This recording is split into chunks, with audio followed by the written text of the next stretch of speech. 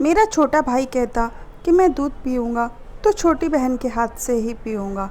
छोटी बहन भी छोटे भाई को दूध पिला देती, वही भी पी लेता और फिर कमरे से मैं बाहर आ जाती। उसके बाद लगभग 2 घंटे तक उनकी बातें चलती रहती। उसके बाद मुझे थोड़ा सा शक होने लगा, तो मैंने एक दिन छोटी बहन के कपड़े पहनकर छोटे भाई के कमरे में जाके बैठ गई। उसके बाद मेरा भाई आया। आते ही उसने तो कुछ ऐसा किया जिसे देखकर मेरे तो होश ही उड़ गए, क्योंकि वह तो मेरा नाम सोना है। मैं और मेरे मम्मी पापा के साथ इटावा में रहती हूँ। मेरे साथ दादा दादी, चाचा चाची, ताऊ ताई जी रहते थे और मेरा एक छोटा भाई और एक छोटी बहन थी जो मुझसे बहुत छोटे थे। दोस्तों, आज मैं आप लोगों को अपनी कहानी सुनाने वाली हूँ। अगर आप लोगों को मेरी कहानी थोड़ी सी भी सच्ची लगती है या फिर अच्छी लगती है तो चैनल को सब्सक्राइब करना बिल्कुल भी ना भूलना। मेरे घर में सब कुछ बहुत अच्छा चल रहा था। मैं लगभग 12वीं पास कर चुकी थी। कॉलेज में जाने की तैयारी थी। मेरे भाई बहन मुझसे लगभग 6-7 साल छोटे थे। वह अभी स्कूल में ही जा रहे थे। मेरे दादा दादी, मेरे ताऊ ताई जी मुझसे बहुत प्यार करते। हम सभी भाई बहनों से बहुत प्यार करते। मेरे मम्मी पापा एक सरकारी जॉब करते थे। उनकी अच्छी खासी इनकम हो जाती थी, तो वह अपना खर्च निकाल कर सारा पैसा दादाजी को दे देते।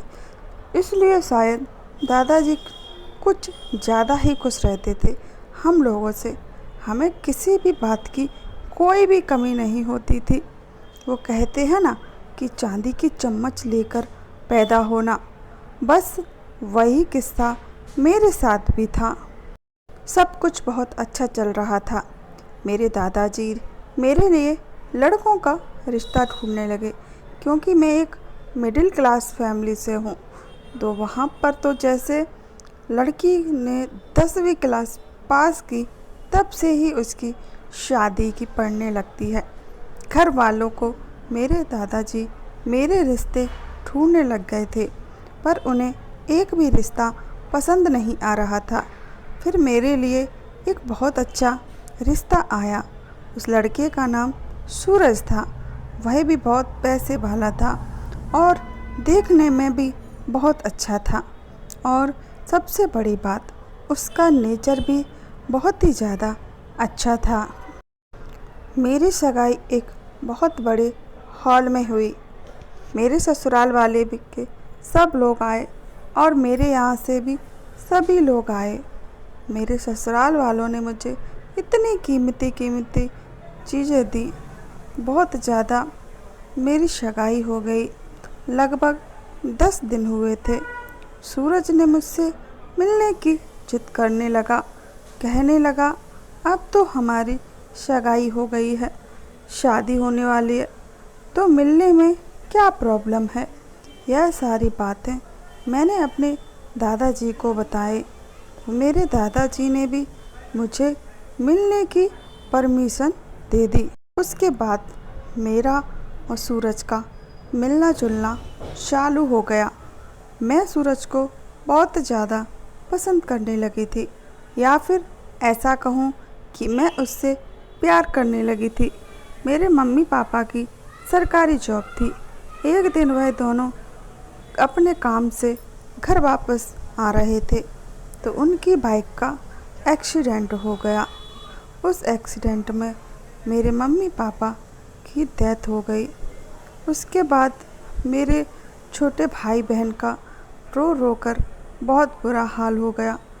मेरे दादाजी ने, दादी जी ने हमें संभाल रहे थे और सूरज जी ने भी मुझे बहुत दिलासा दिया। धीरे धीरे दिन गुजरते गए।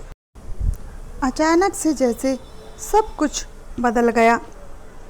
मेरे दादा दादी जो हम भाई बहनों पर अपनी जान छिड़कते थे, जो चाचा चाची हम लोगों को इतना प्यार करते थे, अचानक से सब कुछ बदल गया।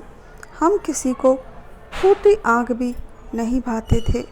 हमारे दादाजी भी मेरे छोटे भाई बहनों पे चिल्लाते रहते थे और मैं तो कॉलेज चली जाती थी। पर मेरे चाचा चाची, मेरे दादा दादी मेरे छोटे भाई बहनों से घर का सारा काम करवाते। सबसे बड़ा पहाड़ तो मेरे ऊपर तब टूटा जब मेरे दादा दादी ने मेरी सगाई तोड़ दी। मैंने मेरे दादाजी से पूछा कि आपने ऐसा क्यों किया, आखिर मेरा रिश्ता सूरज जी से क्यों तोड़ दिया। तो मेरे दादाजी ने कहा, तुम्हारे माँ बाप ने तुम्हारी शादी के लिए 20 लाख में तय की थी। हमारे पास 20 लाख रुपए नहीं हैं और सूरज ने भी साफ साफ कह दिया है कि अगर तुम्हारे पास 20 लाख रुपए देने को नहीं है तो मैं शादी नहीं करूँगा, यह सगाई तोड़ दूँगा। इसलिए मेरे दादाजी ने यह सगाई तोड़ दी और कहने लगे, मैं इससे अच्छा रिश्ता ढूंढ के लाऊंगा, लेकिन अपने हैसियत के बराबर। पहले मुझे यह सब नहीं पता था। मेरे घर वाले मेरे भाई बहन से घर का काम करवाते थे। एक दिन मेरी छोटी बहन ने मुझसे कहा, दीदी आप कॉलेज चले जाते हो, उसके बाद सब लोग मुझसे घर का सारा काम करवाते हैं। हम दोनों भाई बहन से झाड़ू लगवाते हैं, पोंछा लगवाते हैं, बर्तन धुलवाते हैं, कभी कभी तो कपड़े भी धुलवाते हैं। अगर हम लोग मना कर देते हैं तो हमें मारते पीटते हैं। इस वक्त मैं दादाजी से जाकर पूछा कि आप लोग मेरे भाई बहन को मारते पीटते हो।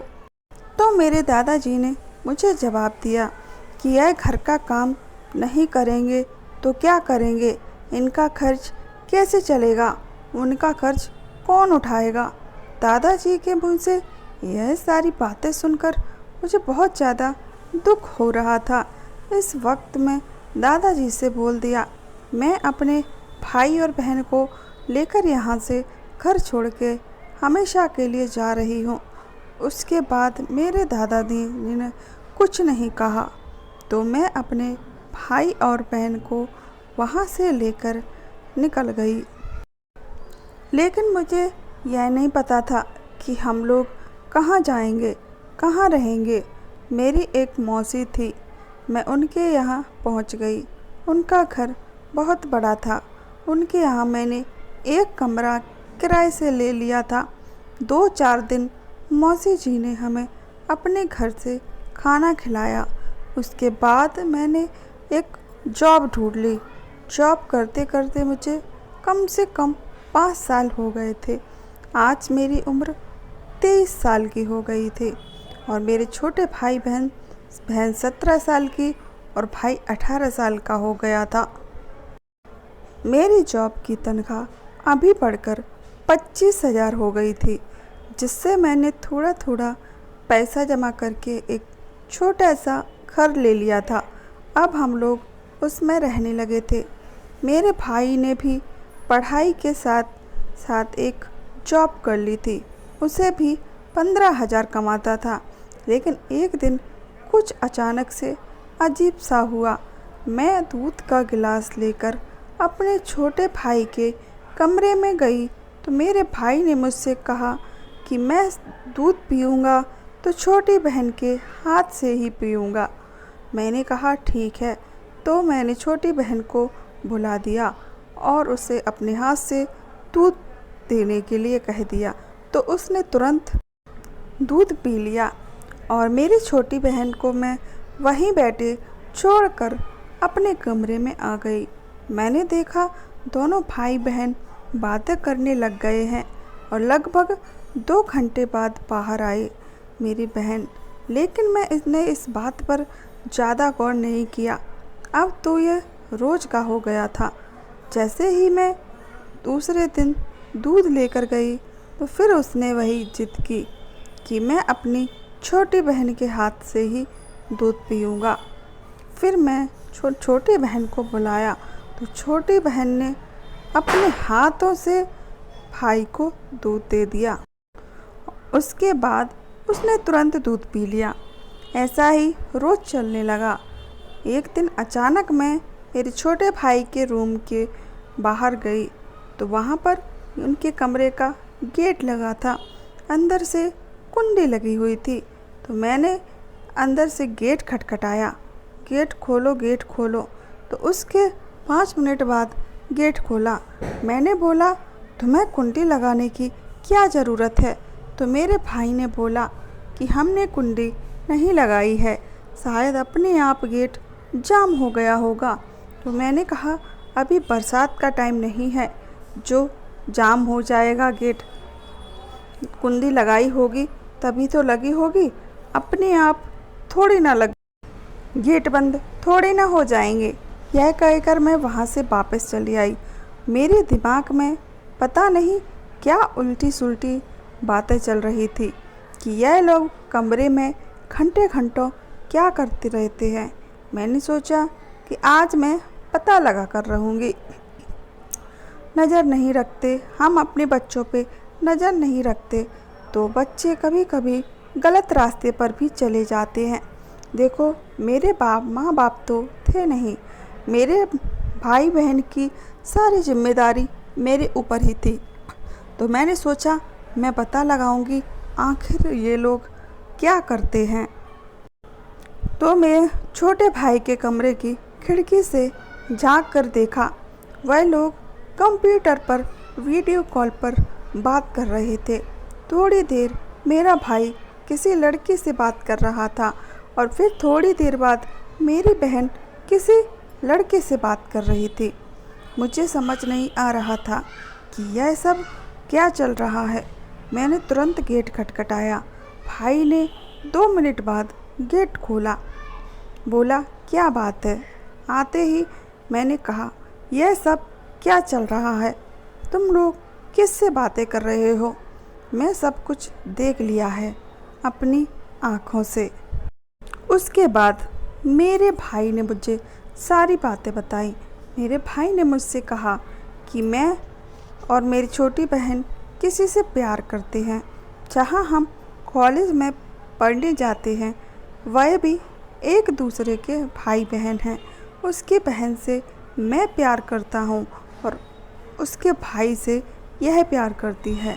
आप शायद मना कर देते इस रिश्ते के लिए।